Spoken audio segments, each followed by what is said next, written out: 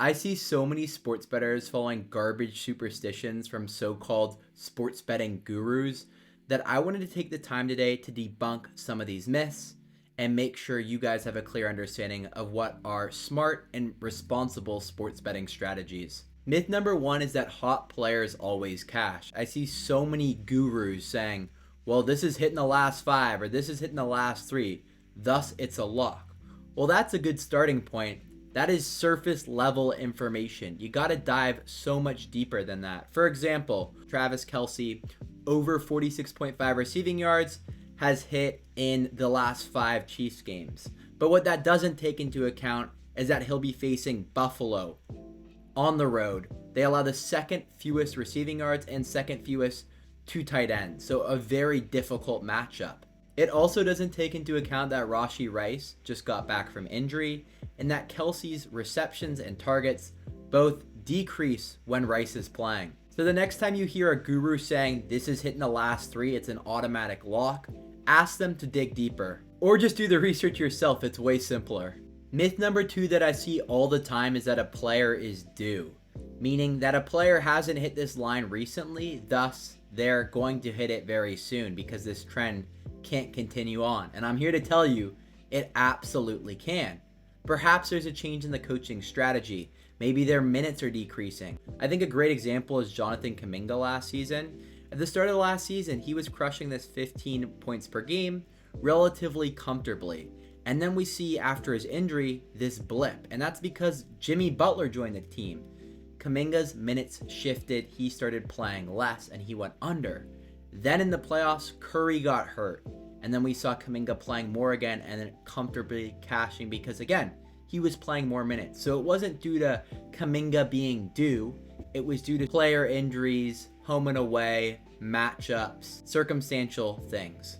A painful one I see people fall for all the time is that easy opponents means overs are free. And this is not true in NBA or NFL. Oftentimes, these lead to blowout situations where key players end up playing less. And let me give you a great example here. SGA, 30 plus points, hit in 64% of games over the last 2 seasons. But when we see he faces opponents who rank in the bottom quartile, we see this actually decreases significantly. He's only hit in 53% of games against opponents who rank in that bottom quartile.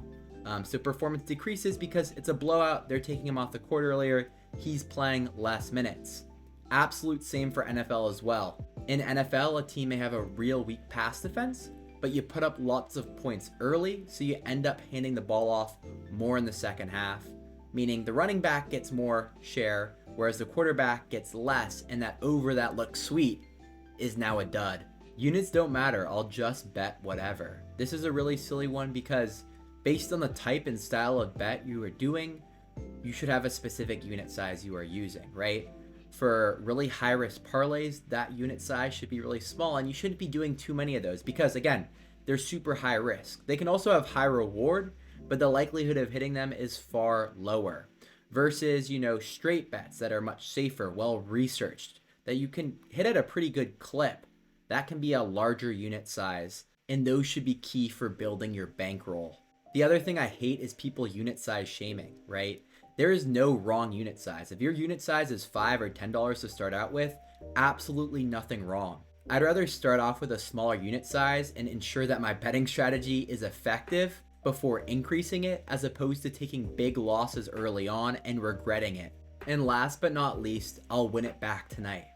2 reasons I really hate this one. The first is, if you feel the need to win it back immediately, it probably means you may have bet outside of your means, which is a bad strategy in the first place. You should be comfortable with whatever amount of money that you could lose from betting because at the end of the day, there is high risk involved. It is gambling. The second one is that you end up often putting a bet in that isn't well researched, isn't well thought out because it's an emotional bet. It's a bet, again, to win back a sum of money that you weren't comfortable with losing. So you find something in the moment that seems well, but you didn't take the time to research it. You didn't take the time to think about the matchup. You didn't read into the game. Maybe it's teams that you don't even watch frequently or you haven't researched before. So that mental math you did in your head about Curry's easily going to get 30, well, you didn't consider prior to the game he was questionable going in with an ankle injury, and that the Warriors are likely going to blow out the team, so he's going to play minimal minutes to help rest that ankle. It's that simple. When you're emotional and you rush, you often make bad betting decisions. Let me know in the comments if you have made any of these mistakes in the past. I certainly have when I first started betting. And if you're interested in using research analytics similar to those displayed in the video, I recommend checking out the HOF app. It helps you understand key information and get nitty-gritty into the statistics before you place your bet, so it's very well informed. Use the link in the description and code HOFYT to get 50% off your first month. All the best with your bets, and let me know if you have any questions in the comments.